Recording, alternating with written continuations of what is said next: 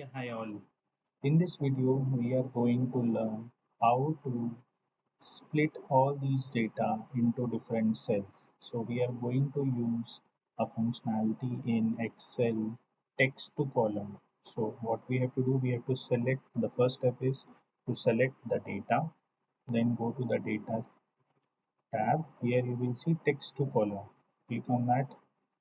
So in this first step, we have to select the delimited option here and then click on next, and then there are different options as a delimiter given over here. So in this particular data we have space as a delimiter, so we'll click on the delimiter. Okay, and then click on finish. As you can see, the lines, now these data is being divided into different columns in the data preview. So we'll click on next, again we'll say finish. Now you can see all the data has been moved to different columns. Thank you for watching this video.